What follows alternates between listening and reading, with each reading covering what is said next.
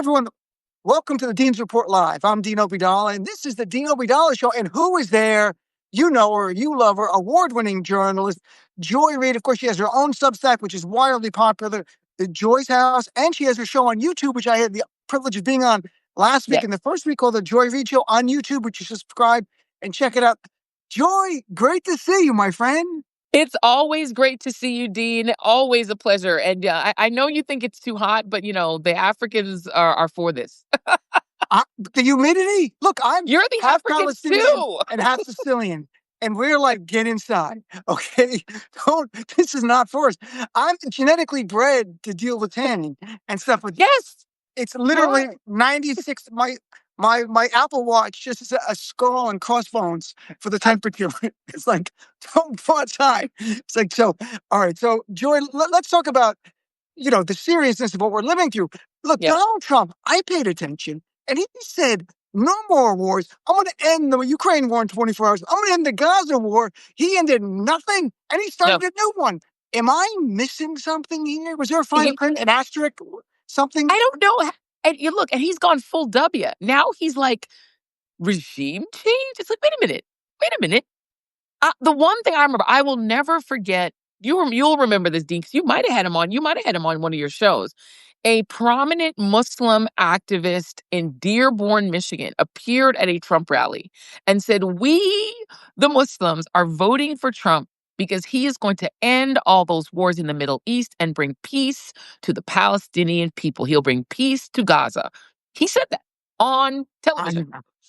And I had so many people who would be in my Instagram comments saying, you just want to come along because you want to have more wars, and you're a neoliberal, and Trump will bring peace, and Trump will make sure there's no more wars.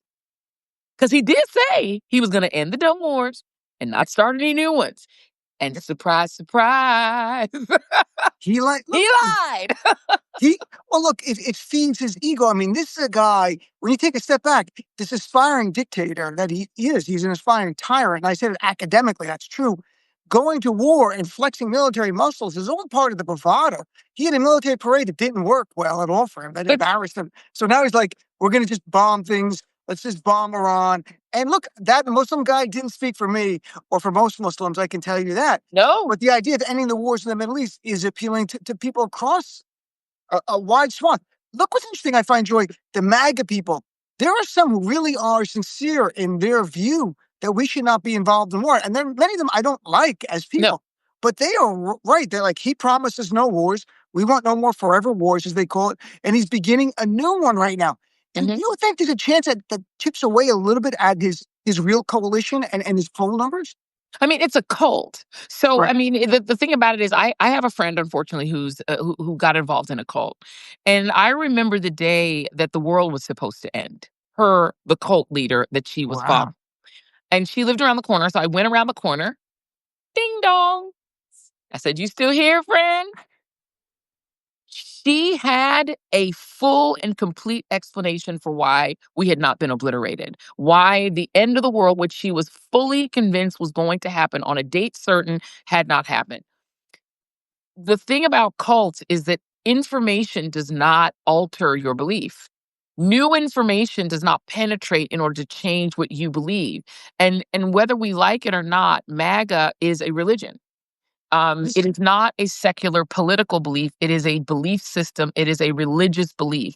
It is mainly followed and adhered to by right-wing, mainly white Christians. And they have decided that part of their cosmology is that Donald Trump is God on earth. He is God's messenger on earth. God put him in the White House for such times as these to make the United States into their version of a Christian nation, somehow by getting rid of all the immigrants. They believe it.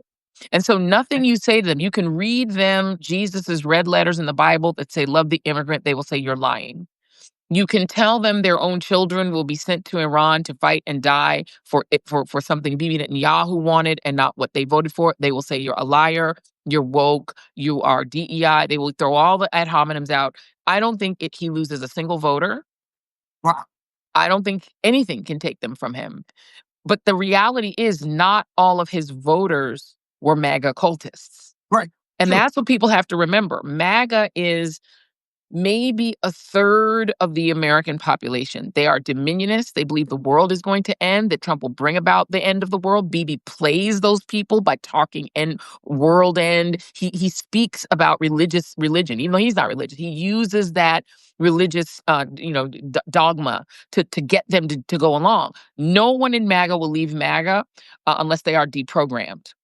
But not all of his voters were MAGA. A lot of them were people who just really paid barely any attention, didn't like Kamala, didn't like Megan Thee Stallion shaking her butt, and just were like, I'm going to vote because he's going to give me a check. Those light voters, the ones who were just like, I'm not in the religion, but I just didn't like the Democrats. I didn't like Biden. I didn't like Biden's Kamala. I didn't like his Gaza policy. I thought Kamala would follow it. If you were a light Trump voter, yeah, they're going to leave him. Those people. But the cult, but let's look at it this way. The cult's got nowhere to go. It's not like they can join us. It's not like you can come over, hey, come on over. No, we're not going to forgive you that quickly. The other thing is regime change sounds appealing to me in America. Like if we could have that, I'm not sure if anyone's looking for regime change. But how about this? How about all male MAGA supporters, 18 to 35, are required by law to sign up to fight and die for Donald Trump in his war? I would like Democrats to say that. They'll never say that. But why not? If you want this guy so much, and you view him as a religious figure, which you're right, Joy, it is unbelievable. There are people who say he's God. I just saw a video before we started. People praying in tongues at the White House. Literally. And you're like, what's wrong with you people? If there's any supernatural being involved with Trump, it's not God. It's the devil. And the devil's like, you've done so much amazing work, Trump. You've been so much better. You can come home now. I think you know Jeffrey Epstein. Like, come on down. Here's your room. It's Baalism. It's Baal. So if you're a student of the Bible, you'll know that the children of Israel, the sins supposedly that they committed was that they got impatient with the invisible God and decided they needed a God they could see.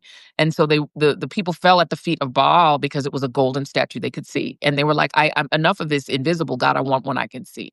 And Trump is the God they can see. And they don't believe you when you say Jesus loved the immigrant. They think that's woke bullshit. And that the real Jesus wants to destroy all immigrants, deport them to a prison in El Salvador, hurt them, harm them, and take their children from their breasts as they're breastfeeding. They like pain. It's a pain and death cult. And they like seeing people get hurt. They like seeing children cry. They like seeing people get deported. They enjoy it. It feeds them. It's like vampirism. And so trying to convert them is a waste of time. But I don't focus on them because I know they're a religion and I get that they believe in him and he is their God. What I focus on are the other ones, because there are people who, number one, people like Tucker were literally they'll say whatever it takes to make a buck. When they were at Fox, they said whatever Fox wanted them to say. Now that he's not, he realizes, the worm is turning. Let me say I'm not for the war. Those are, and what I'm watching is people like him because he's an entrepreneur. And when he was at Fox, the way to make a buck was to do whatever Trump wanted. Now in his independent guys, he's seeing the way things are turning with normal people. Not the crazies, but the regular people. And he says, let me go that way. And I'm watching people like him and Joe Rogan fall off of the bandwagon a little bit because they're like, that might be where the future money's at. So that tells me that Trumpism might not be a growth industry. That's so well put, Joy. Because I've even some Democrats now, to be blunt, not a lot, but some who have sort of like some in Congress, John Fetterman, just the worst, Jesus. And some of the other like pundits or podcast people starting to shift and say, this is good about MAGA or not. And I'm like, you're being so short-sighted. This is not a good movement to be attached to. No. This is not. I can tell. I don't saying that because I'm a Democrat and a liberal. No, I'm saying it is a toxic, dangerous, anti-American, anti-democratic movement. And you don't really want to be associated with this because you're going to get a little bit bump in money, a few more subscribers. So I see some of that. One thing, though, I want to touch on the corporate media. And to be blunt, I don't watch as much corporate media as I used to. People are coming to independent media, going to watch your show, my thing, all that kind of stuff, which is important. But what I miss in the coverage of the Iran war is that they don't talk about in 2018, Trump and Netanyahu caused this. There was a deal to keep Iran from getting a nuclear weapon. I don't want Iran to get a nuclear weapon. My family's Palestinian. If they dropped a bomb on Israel, it not only kills Israelis, millions who are innocent people, it kills all the Palestinians. It kills him, my fiance's family is in Haifa.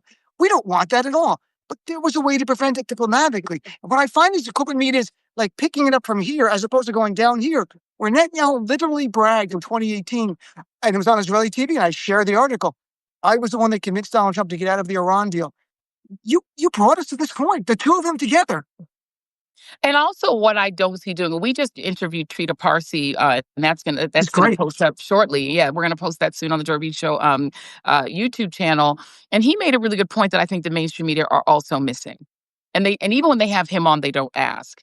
3 questions. Number 1, who started this war? You see the coverage when you have generals on with their grit teeth things saying, then you're going to drop a bomb here, and then this Right. 2,000 down does this damage, and then you're talking about the mechanics of dropping a bomb where there are humans. That's number 1. There's the lack of humanity. The casual way people talk about bombing people is scary to me. But they don't ask, well, I'm sorry, who started it? Bibi. Why are we in it? Nobody knows. We didn't have a conflict with Iran, and I would question some of your premise. You and I generally always agree. Prove to me, someone in media, that Iran had any intention of dropping a bomb on Israel. I see no proof of that. Even our 16 intelligence services said so, and even someone who I don't respect, but who is in charge of talking to all 16 administrations, one Tulsi Gabbard, again, don't respect her, but Right. she's not giving her assessment. If she gives me her assessment, I will immediately ignore her because I do not respect her.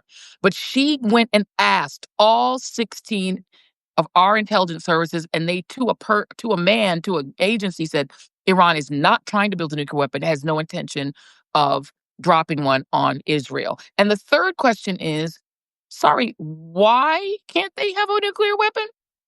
And I don't say that I'm saying I want them to, but here's the thing. No, I understand. Who gave the people who dropped a bomb on Nagasaki and Hiroshima the right to decide who gets to have nuclear weapons? Who said that the coalition of the willing, places like the United Kingdom, that threaten other countries with nuclear annihilation because they don't like their politics or their governments?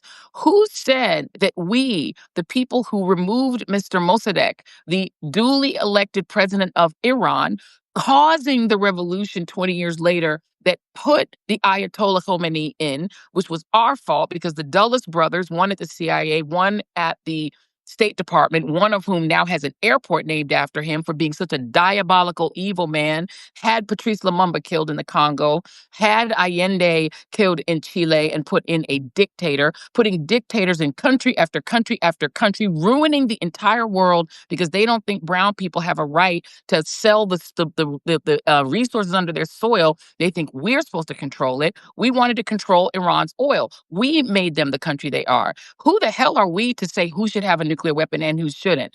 India has a nuclear weapon. We didn't want to have it. And then Pakistan got one. You know why they're never going to go to war? Because they both have nukes. Yeah. Why should Israel be the only country in the Middle East that has nukes and can threaten to nuke every country around them, including Saudi Arabia, including Qatar, and including Iran? I don't like the Iranian government. I don't like the way they treat women. I don't like the way they treat their people. We have absolutely no moral authority to tell them they can't have a bomb, because if they had a nuke, and this is the last thing I'm going to say, I'm going to close it here. If they had a nuclear weapon, Israel would not bomb them. They want a nuke because an expansionist power that keeps taking territory it is not entitled to under the United Nations law keeps threatening to annihilate them. They want nukes, not because they're crazy Muslims. All the Muslims are crazy. They're not crazy. They looked at us and they looked at their neighbor and they said the only way to protect ourselves from those two bullies is to have nukes. And all that's going to happen, and Trita Parsi said this last night, and the mainstream media will not address this. They want nukes for a rational reason to protect themselves from Israel and from us. And all that we've done by attacking a country that did nothing to us is teach them that much like North Korea saw Nagasaki and Hiroshima in their neighborhood get nuked and then said, oh, no, oh, baby, we need a bomb. We're ensuring that if there's any way Iran can get a bomb, they gonna get one. And I don't blame them. And Joy, I've had listeners call the show and ask, why can't Iran have a nuclear weapon? Like, well, because the powers that be have decided they can't be trusted. And and to give you some context, just yesterday, the Israeli military killed over 30 people, Palestinians in Gaza. That's more than all the Israelis killed in this war in 8 or 9 days in Israel. In one day, thousands have been slaughtered. Benjamin Netanyahu is a war criminal because he's charged for war crimes. And this was a violation of international law. The attacking Iran, there has to be, international law is clear, it's got to be imminent threat and no other option. Well, Trump was literally negotiating with them. They were going to meet on the Sunday, and there was no imminent threat of bombing. But he knew he can get away with it. International law means nothing when no one can enforce it, right? That's the reality. So no one's enforcing it. No one enforced it against what he did to the people of Palestine, the Palestinians in Gaza. So two last things, my friend, before I let you go. You talk to a lot of people on your show, and also you're at events. I see all the time traveling the country. Like when people are just talking to you about issues of concern to them in terms of the time of Trump, what are you hearing? Are there any issues that we're missing? Obviously, the big ones we all talk about. Anything out there that people are raising that we're not hearing and we're not covering? I'll tell you today, the last couple of days, including my son, Jason, my youngest son lives in New York. People are scared because they know that that if Iran decides they want to really send a message, you know, the most iconic city in America is New York City. And New York City did not vote for Donald Trump. New York City despises Donald Trump. New York City knows him and hates him. And yet, New York would pay the price if they decided they wanted to do something spectacular. The most iconic cities in America. I once had a cab driver, a Uber driver in New Orleans say there are three iconic cities in America: San Francisco, New Orleans, and New York. Everything else is Cleveland. And I think that's unfair to Cleveland. But he said it, not me. But it is true that if you want to hit something iconic, Washington, D.C., New Orleans, the iconic cities that are all blue cities, none of which voted for Trump. I hate that it's blue cities that would pay the price if people decided they wanted to send them a spectacular message in the United States. Los Angeles, Chicago, all the iconic cities are blue. Name me an iconic red city. I can't. All the iconic cities are blue. No. And so that's the problem. And so people are scared that we're going to pay for his stupidity. Donald Trump did something moronic because according to Michael Wolff, he is a moron. He is an idiot savant, as he called him. And I love Cleveland too. But this is what this man said. But the reason he said it, by the way, is they're saying that in most cities they have that same mall that's got a Macy's at one end and a JCPenney's at the other.